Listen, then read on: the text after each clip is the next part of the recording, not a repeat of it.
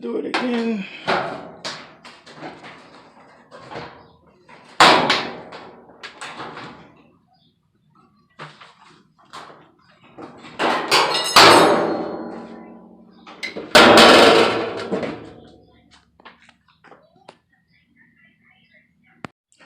All right, this is the inside. Okay, you can see I removed the cover, the top, and this is what it's a simple system. It's a simple system, folks. All this thing does is just play around with this. So it looks like the problem is at the bottom, the pulley or something. So I will have to take the front, this front cover off. So we got the here, we got a screw up here, and I don't know if there's any in the inside, but right now that's what I have. And then remove the front cover so I can look at the bottom of it to see what part that needs to be replaced.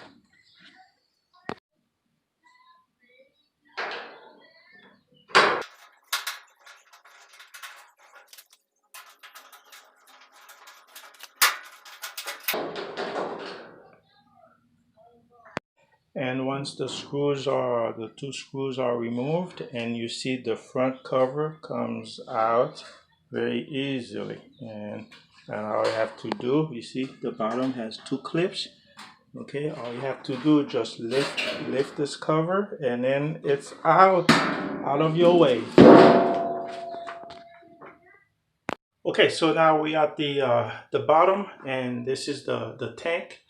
And that's the bottom. You see what it is, and this is the here, that's the motor, and there's nothing wrong with the motor. And I thought maybe this thing has a pulley. There's no pulley. And what you're looking at here, back here, the black, that's the tube, the water that takes the dirty water out. Okay, that's okay. Now look at the composition of this. You got three legs to support the tank, and then you got the spring loaded springs. See how many? Got six. There are six of them.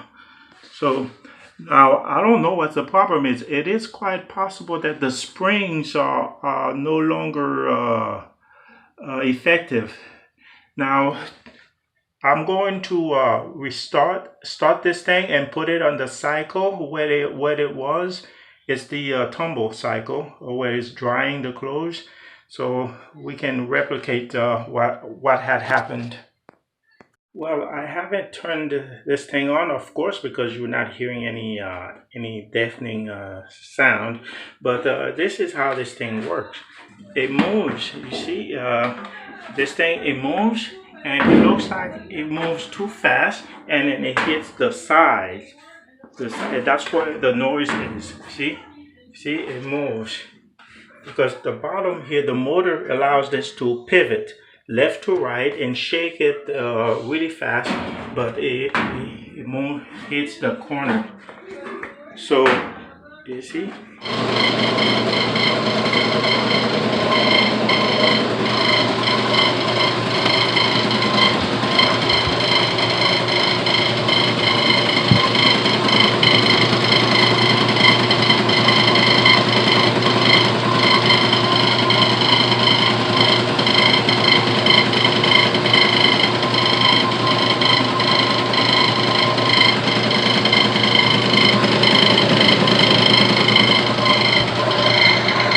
Well, my first assumption, or what you call a hypothesis, is wrong. So as you saw on the when this thing was spinning, the noise was still there, and it was coming from down here. But look, it's all metal. It's metal against metal, and then it is plausible, and that's another hypothesis, that a bushing is bad. bushing that keeps the metal touching each other. It's bad. So now the only thing I can do is to lubricate what I can see. I'm going to lubricate the joint here, and then also lubricate, you see that up there, the span, the metal part. I don't know if it's copper or whatever it is inside. Yeah, I'm going to lubricate that too, and inside the bowl here, lubricate it and see what will happen. But if it keeps on making the noise non-stop, then I'll have to save pennies just to buy another one. But right now it is fine. The problem is just right here, and it started today, June 27th, 2020. Well, I happen to have this lubricant, okay, and W240 is also fine, but I just happen to have this one here. I'm going to use it. I have W240 as well, so I'm going to push as much. I'm going to add or put as much as I can, and then start it again to see if it's better.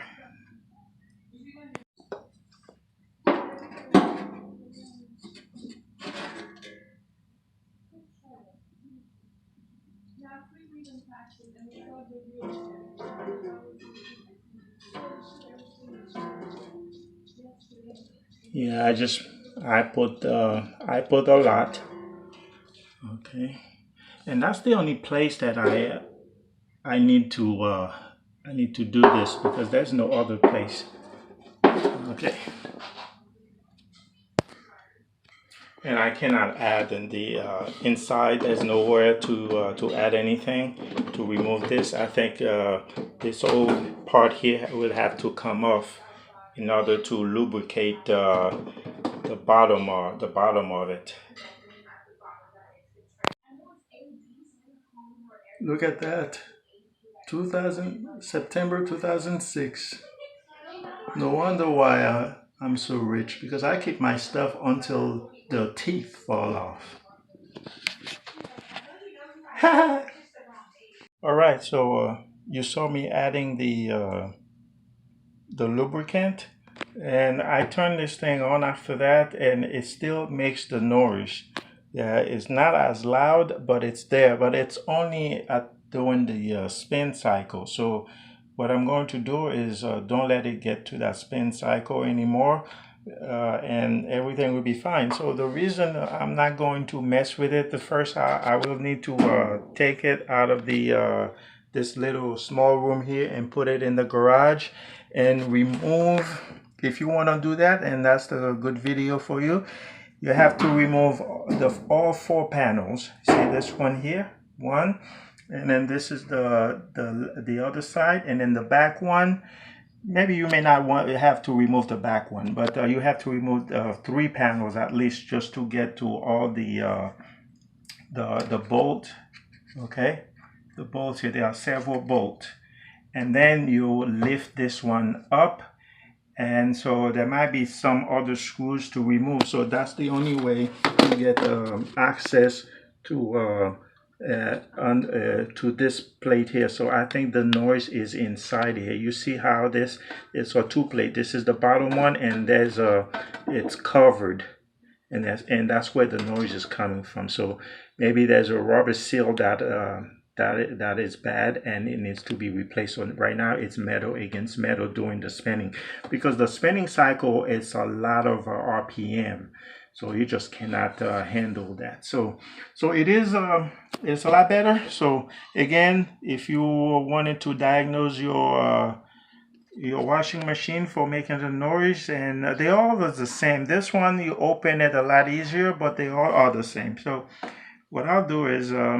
if even in the wash, if it's in the wash cycle, it makes the noise again, then I'll just go ahead and buy another one, because guess what? It's a 2006. Yes, I bought it in September. Yeah, the same month. I think it's the end of September 2006 at Home Depot. And I don't think they even make Admiral anymore. And the motor still fine. I might even use the motor for something else. But yeah, if the washing cycle makes the noise, then I'll just go ahead and get rid of it. Okay, so the only thing is left is for me to put the this panel, and it's just the reverse order. Okay, thanks for watching.